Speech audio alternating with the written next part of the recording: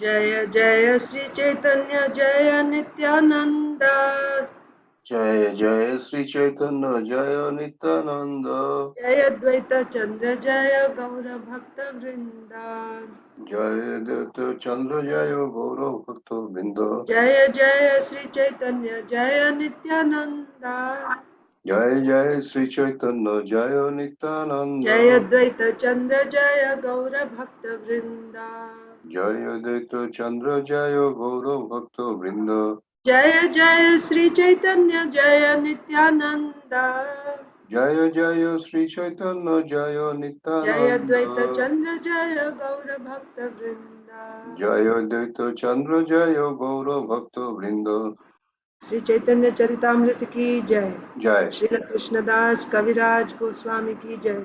जय श्रील प्रभुपाद की जय। जय समवेत गौर भक्त वृंद की जय। जय ओम अज्ञानतिमिरान्धस्य ज्ञानाञ्जनशलाकया चक्षुरुन्मीलितं येन तस्मै श्रीगुरवे नमः। श्रीचैतन्यमनोभीष्टं स्थापितं येन भूतले स्वयं रूपः कदा मह्यं ददाति स्वपदान्तिकम्। नमो विष्णुपादाय कृष्णप्रेष्ठाय भूतले श्रीमते भक्तिवेदांत स्वामिनिति नामिने नमस्ते सारस्वते देवे गौरवाणी प्रचारिणे निर्विशेषा शून्यवादी पाश्चात्य देशतारिणे जय श्री कृष्ण चैतन्य प्रभु नित्यानंद श्री अद्वैत गदाधर श्रीवासादि गौर भक्त हरे कृष्णा कृष्णा कृष्णा हरे हरे हरे राम राम राम हरे Hare Krishna, dear devotees.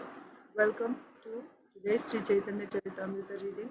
We are reading from Sri Chaitanya Charitamrita, Madhya Leela, chapter 1. And uh, the author, Shri Krishnadas Kaviraj Goswami, has given an introduction that the way I have described previously. So, the author is giving all credit to Srila Vrindavan Das Thakur, who has described Chaitanya, Lord Chaitanya's pastimes elaborately. So, wherever he has not described elaborately, those parts I am going to describe like that.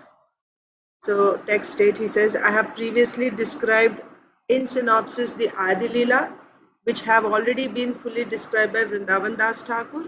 I have therefore given only a synopsis of those incidents, just a synopsis, because they were elaborately described by Vrindavan Das Thakur. But whatever specifics were to be related and which were not elaborated by Srila Vrindavan Das Thakur,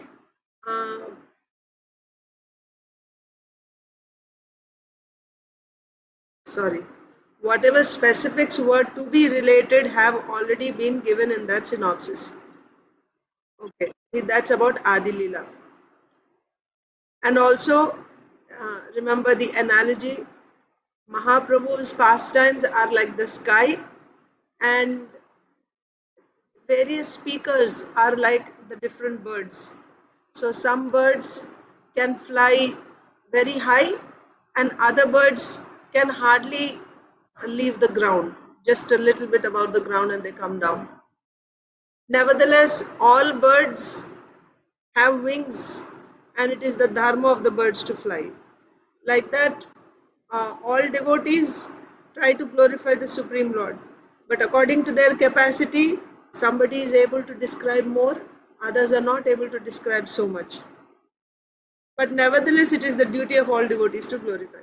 So, the point is, Mahaprabhu's glories are unlimited. Can any bird come to the last point of the sky? Can any bird say this, yes, now I have come to the end of the sky, I have touched the sky? It's not possible. So similarly, it is not possible, however advanced and high a devotee may be, to describe all the pastimes of Chaitanya Mahaprabhu is not possible because he is unlimited. His pastimes are unlimited. So like the birds flying, Srila Krishnadas Kaviraj Goswami is saying, I am also trying to glorify the Lord, Lord Chaitanya's pastimes. But it's not possible to describe them all. That's the point. And I have given you synopsis in Adi Leela. And then he says, who is the authorized compiler of Chaitanya's pastimes? Srila Vrindavan Das Thakur. Why? Because he is Vyasdev himself. As Vyasdev, he has given us Srimad Bhagavatam. The same Vyasdev now as Srila Vrindavan Das Thakur is giving us Lord Chaitanya's pastimes as Chaitanya Bhagavat. So, taking shelter of Srila Vrindavan Das Thakur, Krishnadas Kaviraj Goswami has started describing the Lord's pastimes. So, what was the introduction? Out of 48 years, 24 years the Lord has spent in Grihastha ashram and 24 years in Sannyasa ashram. So, Grihastha ashram we discussed in Adi Leela. Sannyasa ashram will be discussed in the Shesha Leela. The Shesha Leela has again two sections, Madhya Leela and Antya Leela. Madhya Leela means the Lord's pastimes of traveling. He's traveling to Bengal, to Vrindavan, to South India, all this comes in, and of course in Jagannath Puri, right? After taking sannyas, Mahaprabhu travels to Jagannath Puri, and when he comes to Bengal again, he goes to Jagannath Puri. So his travels, they're all. So he traveled for 6 years in. So those travels are counted. Those travels are counted as the Madhya Leela. Then after that, for 6 years he traveled like this out of 24. And the remaining 18 years he just stayed in Jagannath Puri. And in Jagannath Puri also, when he stayed, for 6 years he was actually preaching vigorously to the masses. And he was teaching to his devotees by his personal example. How to be a first class devotee, he was teaching by his personal example. Of these 18 years at Jagannath Puri. Yeah, 6 years. For 6 years he spent with his many devotees by chanting, dancing. He introduced the loving service of the Lord. Then Mahaprabhu started sending devotees to different parts. So he sent Nityananda Prabhu to Bengal to preach. He sent Rup Goswami and Sanatan Goswami to Vrindavan, and he gave them responsibilities there, right, to excavate the places of pastimes of Radha Krishna, to erect temples, to establish a high deity worship standard, to give devotional literatures, scriptures. So with this order, he sent Rup Goswami, Sanatan Goswami to Vrindavan, like that. And then, of course, we heard the glories when Mahaprabhu sent Nityananda Prabhu to Bengal. Then who is Nityananda Prabhu, right? And how he filled the whole world with Krishna, love of Godhead, like that. Then how people are delivered only by the mercy of Nityananda Prabhu. Yeah. Lord Sri Chaitanya Mahaprabhu then sent Rup Goswami, Sanatan Goswami. So now we have to start with text 34. Both Rup Goswami, Sanatan Goswami brought various scriptures to. One more thing is, they brought these different scriptures, the whole Vedas. That's where we ended the last class. And then they've given us the essence of all the Vedas in the form of their writings. Yes. And then we discussed how the writings of Rupa Goswami, Sanatan Goswami, and the other Goswami, Jiva Goswami, they are only the basis of our philosophy. And the later generations of acharyas, like it's like chewing on those and giving the nectar. They've elaborated their commentaries on the books written by the Goswamis, and in that way, up to Srila Prabhupada.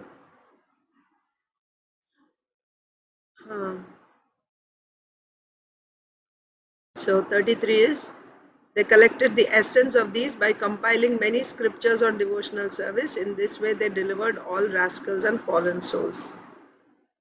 Yes, and of course, they established deity worship standards specifically of Madan Mohan and Govindji. So now we'll start with text 34.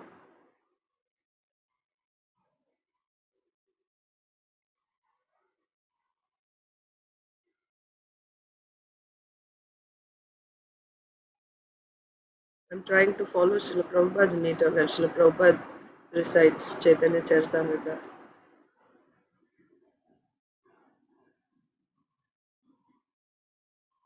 Anyway, I'll just do the way I do.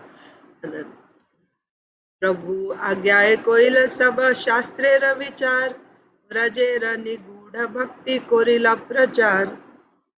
The Goswamis carried out the preaching work of devotional service on the basis of an analytical study of all confidential Vedic literatures. Shastra Pramana, right? They carried out the preaching work of devotional service on the basis of an analytical study of all confidential Vedic literatures. Just this one point can be elaborated on so nicely. Srila Rupa Goswami said, Prapanchikataya buddhya hari sambandhi vastunaha. No, not that one. The other one. Shruti Smriti Puranadi Pancharatra Vidhim Vina Aikantiki Harer Bhaktir Utpatayaiva Kalpate. Without following the guidelines, the injunctions of Shrutis, Smritis, Puranas, and Pancharatra Vidhi, what we call as bhakti, right? Jatomat Tatava. I feel like doing this, and this is how I serve my Krishna. This is the way I worship my Krishna. This is also bhakti, because bhakti means it is just a feeling, it's just a. No, if we practice bhakti like that out of sentiment only without following the rules and regulations, what is the result? It will simply create a disturbance in the society. That is Sahajiya system. That is Sahajiya system. Whatever I feel like doing, I call that bhakti. No. That's why the Goswamis have based their preaching of devotional practices on the analytical study of all the confidential Vedic scriptures.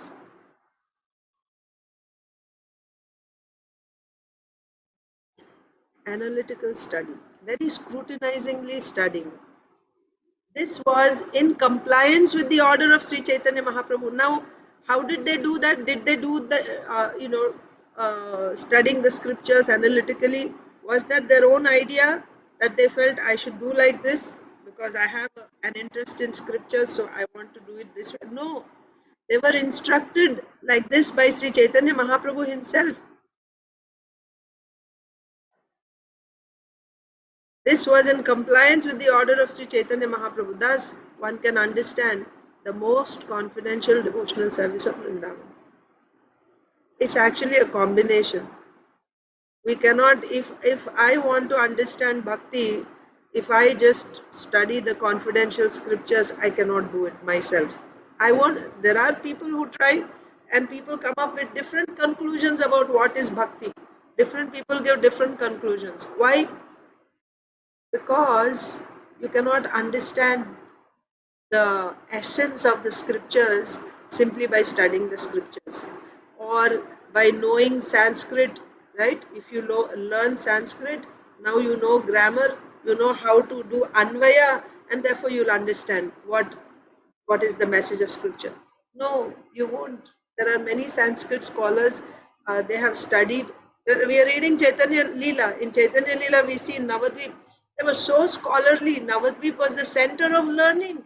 And they were teaching Bhagavatam. Can you imagine? Devananda Pandit was teaching Srimad Bhagavatam. Many other teachers. They were teaching Srimad Bhagavatam.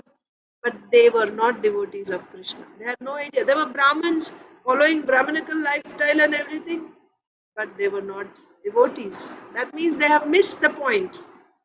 They have missed what the Vedas are trying to give us. So simply by scriptures it is not possible. It is a combination. But at the same time, you cannot also just blindly follow some person because I like this person and I'll just follow whatever he or she says.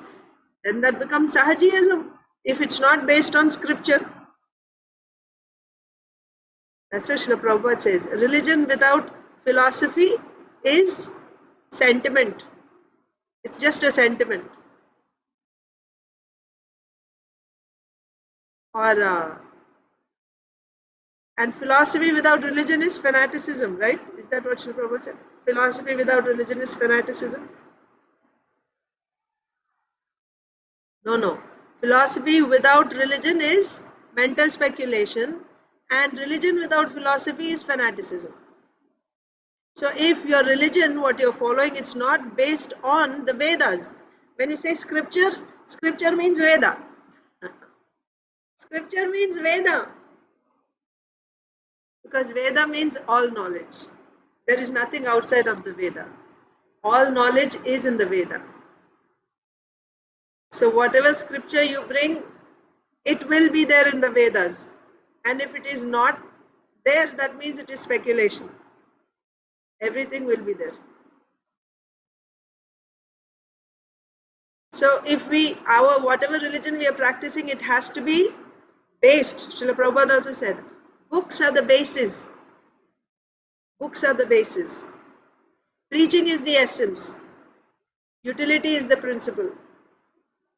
Purity is the force. So books are the basis.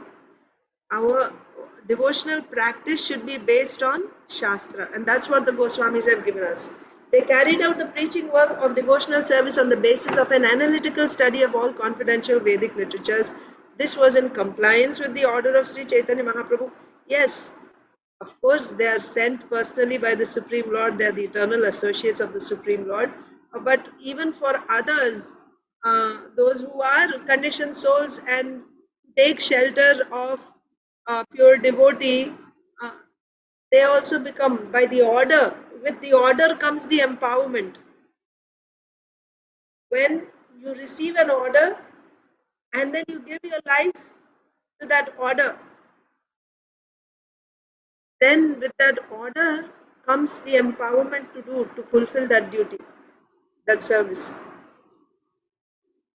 That's why, so this was in compliance with what Chaitanya Mahaprabhu wanted, and the Goswamis, by the order of Mahaprabhu, now they were able to extract from all the Vedic literatures, they are able to extract the essence and then give us in the form of so many books. So let's read Srila Prabhupada's purport. Yeah. Thus, one can understand the most confidential devotional service of Vrindavan. So, how do you understand the most confidential service of Vrindavan? Through the writings of the Goswamis. They have. Can you and I extract the essence of the scriptures by studying the Vedas? No. They are empowered. They got the order. They were able. They did all the hard work, and they gave us the essence. Right? Purport. This proves that bona fide devotional service is based on the conclusions of the Vedic literature. It is not based on the type of sentiment exhibited by the Prakrita Sahajiyas. The Prakrita Sahajiyas do not consult the Vedic literatures. And they're debauchees. Yes? If you don't, how long will our sentiment go on? If we, even in deity worship, Srila Prabhupada said, Srila Prabhupada visited New Vrindavan in the initial days. And once when Srila Prabhupada went, he saw the deities and he was taking darshan of Radha Vrindavan Chandra, and he practically had tears in his eyes. He was so pleased with the way the devotees were serving Radha Vrindavan Chandra with so much love and with uh,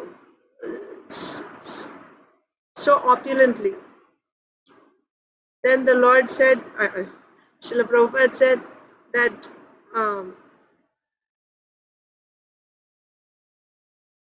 take care that this standard does not fall down. We have two paths. We have Bhagavat Marg and Pancharatri ki Marg. Pancharatra Vidhi means deity worship. Bhagavat Vidhi means chanting, Shravanam Kirtanam. So chanting the holy names of the Lord, preaching.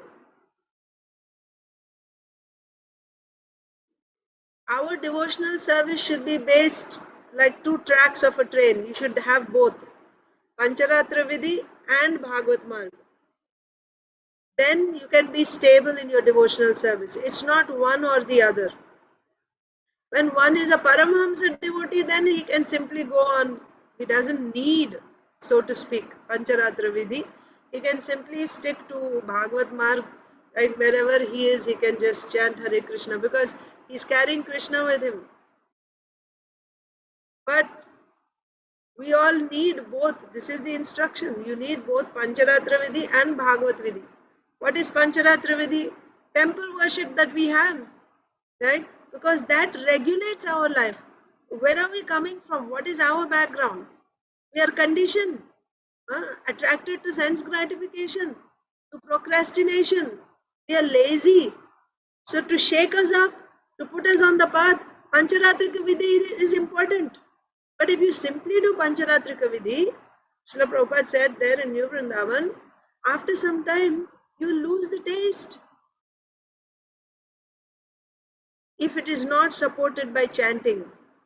So we should very strictly chant our minimum 16 rounds of the Hare Krishna Mahamantra, and at the same time be engaged. And also the other point with Pancharatrika Vidhi is it keeps you engaged. We are not able to chant 24 hours Hare Krishna Mahamantra because we don't have that type of Shraddha, that type of taste. Yes? Then what will we do after chanting 16 rounds? Oh, I have completed my 16 rounds. Now I can do any nonsense I like, any damn thing in the world. That is, Srila Prabhupada once made that statement, but that was, in a mocking way. It's not that, oh, I've chanted my 16 rounds, very good, now I can do whatever I like. No. You should engage all your day. That's why Pancharatrika Vidhi begins early in the morning. Mangalarti, before Mangalarti, you have to wake up, you have to take bath, right? And then you do your tilak, do your achaman, wake up the deity, give bhoga to the deity, so on and so forth, all that. And then you do arti, then you bathe Krishna, then you cook his breakfast, and after all that, clean. Then you have to clean. Then it's time for lunch. Start cooking for lunch, and then offer, and then do arti, and give rest to Krishna for some time. So you also get 1 or 2 hours of rest in the at afternoon, right? Maybe you take prasad at that time. And then maybe rest a little bit, 1 hour, 2 hours, 1 hour maybe. And then again you have to get up, take bath again, and then come back, wake up Krishna, and then you give his 4 o'clock offering, fruits, cakes, cookies, like that. And then again in the evening. So this keeps you busy all day, goes on. Prabhupada says from 4 in the morning up to 10 at night, you're busy all day. It keeps you busy. And then you have to chant your rounds also. Nice, right? So this Pancharatrika Vidhi actually forces you to be Krishna conscious. But if it is not supported by the Bhagavat Vidhi of chanting Hare Krishna, reading and hearing Srimad Bhagavatam, if it is not supported by that, it won't last long. You may have seen. It can become like Prakrita. Why? Because you won't get the strength. It is quite demanding, isn't it? Being on time and following such standard, strict standard, where do you get that determination to do like that? It comes from your chanting. So they have to be done both together. Then when we are at home, of course, the standards become different, because if you follow, that's another thing. And if you try to follow that type of standard at home and you are a mother and you have children and all that, and that's also, you have to take care of the devotees here. So the standards are not, like you don't do so many 6 offerings a day and all that, you don't do, but you have to do. Grihasthas must do some deity worship at home, right? You must do, set a standard, right? In the Pancharatra Pradeep, there are standards given for Grihasthas. So some simple standard, set a standard, but stick to that standard. Stick to that standard, whatever simple standard you have set. And then you also chant. So this will actually help you progress in Krishna consciousness, not one without the other. I don't know if you have gone through those phases. I have. It's like, you know, like we start doing deity worship, we get all into deity worship. We want to do more and more and more and more. And then our chanting and hearing and Bhagavad reading slowly goes down. And then you say, no, no, no, now I'll do, in the morning time, I'll only chant, and then deities will do, and then without the support of that, this also won't go on nicely. So you have to balance both. You have to balance both. There's no other way. And of course, when we go to the temple, we need the association of devotees. We have to go to the temple with regulation.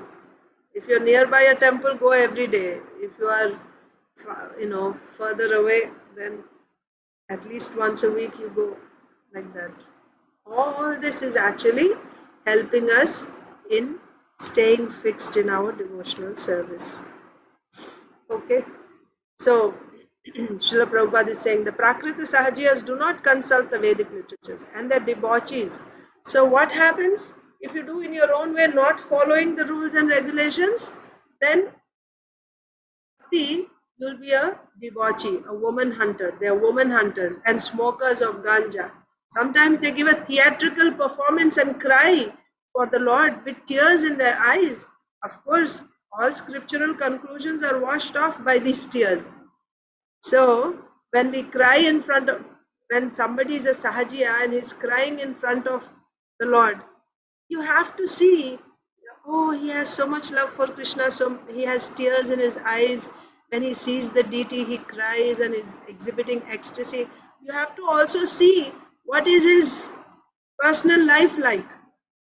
He is addicted to illicit sex, he is addicted to intoxication, but he feels great, he is in great bhava. How? It's not possible. So,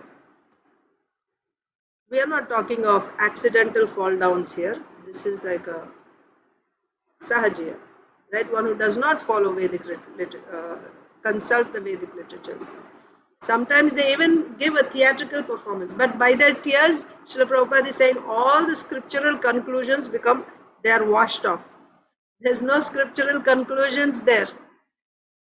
The Prakriti Sahajiyas do not realize that they are violating the orders of Sri Chaitanya Mahaprabhu, who specifically said that to understand Vrindavan and the pastimes of Vrindavan, one must have sufficient knowledge of the Shastras, Vedic literatures. That is why step by step, go step by step. Don't try to get the topmost position quickly, easily by a shortcut. There is no shortcuts in devotional service. Devotional service itself is a shortcut. But within devotional service, you have to follow the procedure step by step. You have to follow. This is actually a sign of insincerity. We don't want to do the hard work, right? But we want the fruit. We don't want to do the hard work. All the regulations and the strictness and the patience required, the confidence, the determination, we want to skip all that part, but we want the highest fruit in the end.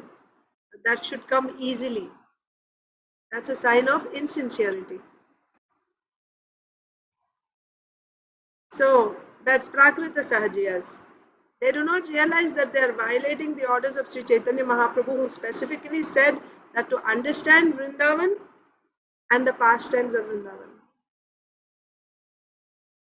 one must have sufficient knowledge of the Shastras. That is why we see Srila Prabhupada always emphasizing on Bhagavad Gita, Shloka, Shri Ishopanishad, right? Get the basics properly first. Srimad Bhagavatam. Not that we want to know about the gopis and we want to know about the manjaris and we want to know those pastimes. First become liberated, Srila Prabhupada said. So chant, follow the rules and regulations. Work now, samadhi later. That's what Srila Prabhupada said.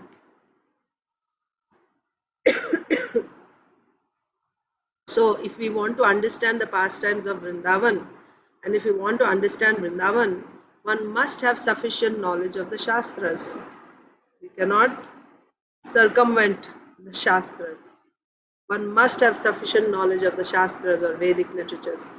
Of course, it's not that you have to know all the Vedas, you have to know the essence. So, Bhakti Shastras, Bhagavad Gita, Srimad Bhagavatam, one must know. As stated in Srimad Bhagavatam 1 to 12, Bhaktya Shruta Grihitaya. This means that devotional service is acquired from Vedic literature. Bhaktya, Shruti means Vedas. Bhakti, Shruta Grihitaya. You will get Bhakti by or from the Vedic knowledge, from the Vedas. The devotional service is acquired from Vedic knowledge. Tat Shraddhadhana Munayaha. Devotees who are actually serious attain bhakti, scientific devotional service, by hearing Vedic literatures. Bhaktya Shruta Grihitaya. This is Shraddha, isn't it? Devotees who are actually serious attain bhakti, scientific devotional service, by hearing Vedic literatures. What happens when you hear Vedic literatures in the association of devotees? You get Shraddha in bhakti. And when you get Shraddha, then you get bhakti. Bhaktya Shruta Grihitaya. It is not that one should create something out of sentimentality, become a sahajiya, and advocate such concocted devotional service. However, Srila Bhaktisiddhanta Saraswati Thakur considered such sahajiyas to be more favorable than the impersonalists. They're still better. Sahajiyas, it's not required to be a sahajiya. But if there is a choice between being a sahajiya and an impersonalist means absolute truth has no eyes, no nose, he is not a person, and we are all one. That is impersonalism. So the sahajiyas are still better than impersonalists. Even though they are offenders, but still they are better. You know why? At least you stand a chance that at some point in future, you know, by the mercy of a devotee, you may take to devotional service, and then your offenses will be cleared gradually. You still have a chance. But when you become an impersonalist and when you merge in Brahman, what hope do you have? What hope do you have? It's like, it's hellish. It's hellish. It's as if you're doomed. Then you don't have an opportunity to do bhakti. Devotees who are actually serious attain bhakti, scientific devotional service, by hearing Vedic literatures. It is not that one should create something out of sentimentality, become a sahajiya and advocate such concocted devotional service. However, Srila Bhakti Siddhanta Saraswati Thakur considered such sahajiyas to be more favorable than the impersonalists who are hopelessly atheistic. They don't have any hope. The impersonalists have no idea of the supreme personality of Godhead. The position of the Sahajiyas is far better than that of the Mayavadi sannyasis. Although the Sahajiyas do not think much of Vedic knowledge, they nonetheless have accepted Lord Krishna as the Supreme Lord. Unfortunately, they mislead others from authentic devotional service. The only problem is, at least they've accepted Krishna, so that way it is good. But still, because they are not following the Shastras, their own concocted way, in their own concocted way, they are worshipping Krishna. So then, if somebody starts following them, they can create a whole pantha, right? Their own little branch of succession. And like the blind leading the blind, everyone falls into the ditch like that. So that's the problem, misleading the society to the wrong path. But still, it's better than the impersonalist sannyasis who have renounced this world, but they don't accept the personality of Godhead. They think his body is Maya. So, Sahajiyas are better. Srila Bhakti Siddhanta Saraswati Thakur said that. So, I will stop there. Thank you all devotees. Hare Krishna. I'll see you tomorrow. Mataji, Ah. what is the difference between Mayavadi and impersonalist? Mayavadi means Shankar philosophy. Shankar philosophy says that the Supreme Lord's body, so ultimately the ultimate truth is Brahman. Brahman has no uh, variety, and only that Brahman is reality. Everything else is false. Everything else is a creation of Maya. Maya means that which is not. Ma means not. Yaha means this. Maya literally means this is not. That means this is not means this does not exist. That's Maya. So Mayavadis means they say everything is Maya. Everything is Maya. Except Brahman, everything is Maya. And then what is the understanding of Brahman? According to Upanishads, Brahman, Nirvishesh, Nirakar, right? Brahman. Then where does Krishna, Lord Ramchandra and Lord Nrsimhadev, they come, they perform pastimes. What is their position? How do the Mayavadis explain this? They say that actually that is Brahman. So now they give a differentiation between we are also Brahman, and Krishna, Lord Ramchandra, and all the Supreme Lord who comes, he's also Brahman. But both of us are covered by Maya. And difference in Maya. We are covered by Avidya, and he is covered by Vidya. But both Vidya and Avidya are made of Maya. They are created by Maya. And for one to once again be situated in his original position of Brahman, for one means everyone is Brahman. But when Brahma comes under Maya, covered by Maya, he is in this world, material world, with all this variety. And then when that Maya is removed, that means Avidya is removed, then what remains? Brahman remains. Similarly, in the case of Lord Vishnu, Lord Nrsimhadev, his personality, his pastimes, his qualities, his names, all the variety, it is Vidya. So Vidya is in goodness, Avidya is in ignorance. Okay, passion, ignorance is Avidya, and goodness is Vidya. So his body and his pastimes, they're all made of the mode of goodness, material mode of goodness, because they don't have any understanding of Shuddha Sattva. It's just material goodness. Shuddha Sattva means Brahman, that's all. That's how they say he and us, we are all one, but now he's covered by Vidya, so he's better than us. But ultimately we are all one. This is Mayavad philosophy. This is extremely dangerous philosophy. It's very, very offensive because it says the Supreme Lord's body, his activities, his dham, they're all his devotees, they're all material, they're all components of Maya. This is Mayavad philosophy. Who gave this?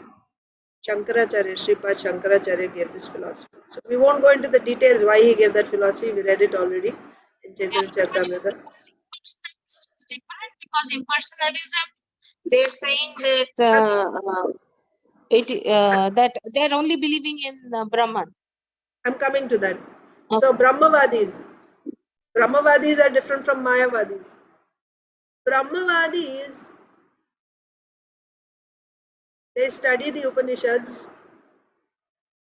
In the Upanishads, there is description of Brahman as the absolute truth, Nirvishesh, Nirakar, and their understanding is Brahman is the highest. One thing we have to remember is it all depends on the association. Because we get the association of devotees, we think of the absolute truth from this angle of devotional service. We think that our thought process is based on the association we got from Srimad Bhagavatam, from devotees, from Sukadev Goswami, from then the Parampara Srila Prabhupada. By hearing them, now we have our impression of the absolute truth as Bhagavan, as Krishna, Sri Chaitanya Mahaprabhu. They didn't get this type of devotee association, the Brahmavadis. They have studied the Upanishads amongst their people. So there the impression that they get is The absolute truth is Brahman. That's the ultimate. And when they hear about Lord Vishnu, although for us, because again I'm saying, because we got this type of association, and of course it certainly makes sense, but that making sense also is because of our association, isn't it?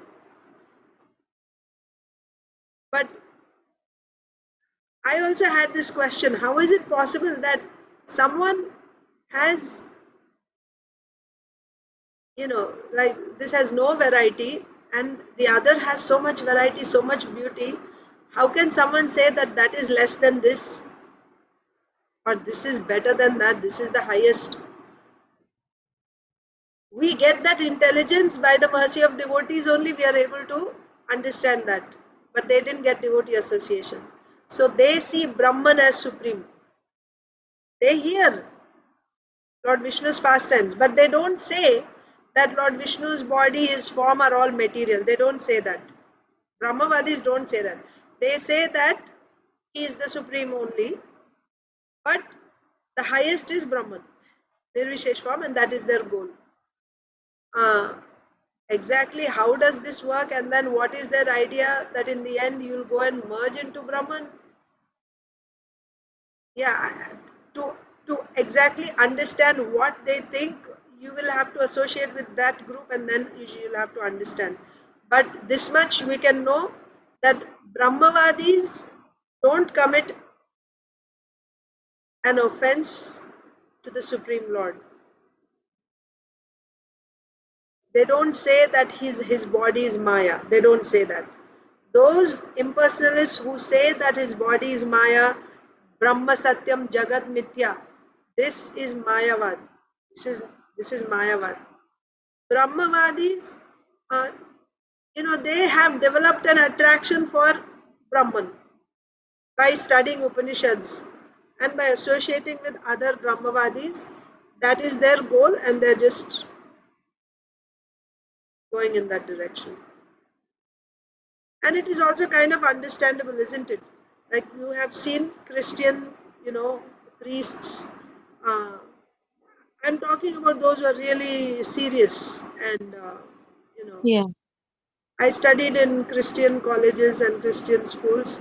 I'm not saying all of them are. There are many, know, people also, but one or two I found like very serious, very pious, very simple, and simple lifestyle, and you know and even if they hear, they are set in their path after they hear also, because they got Shraddha in that path somehow or other, and they just hold on to that.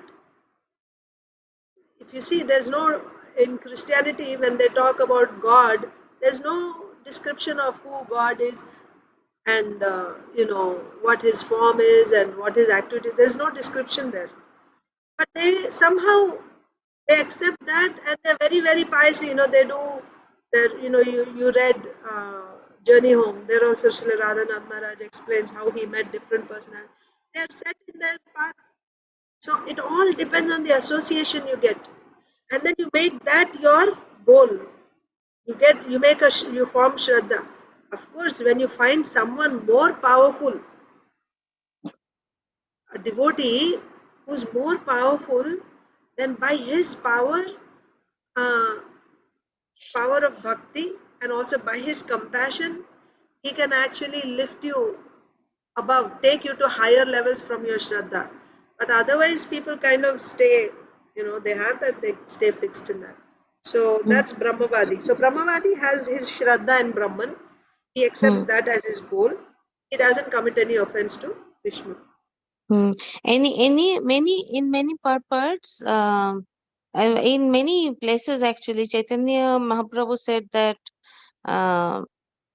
and Prabhupada also said that impersonalists are better than Sahajas. But in this case, probably the perspective, probably at that time what he was talking about, Bhaktisiddhanta Saraswati Maharaj said that Sahajas are better than impersonalists. But it Yes, was always Mataji. the other way We around. understand according to context. Yes, yes, I understand. Yes, Mataji. Here the point is, and also Srila Prabhupada is quoting his spiritual master. He is quoting and he said, Srila Bhakti Siddhanta Saraswati Thakur said that Sahajiyas are better. Why? Because at least they're accepting Bhagavan, the personality. For that reason, they are better. For that reason. Now, in another context, you may say someone who is strictly following the scriptures, right? Following the scriptures there, because Jnana Marg is also one marg. That's also one path of reaching the absolute, isn't it? Yeah, there is Jnana Marg. Krishna explains that in Bhagavad Gita. There is Karma Yoga, there is Jnana Yoga, there is Ashtanga Yoga. Of course, of all these, the best is Bhakti Yogi. Yoginam api sarvesham. But nevertheless, these paths are also there. They're like different, rungs of a ladder. So they're there. It's not like it's an imagination. So from that, in that context, from that perspective, you can say the Gyanis are better because they're at least following the path. They're following the scripture.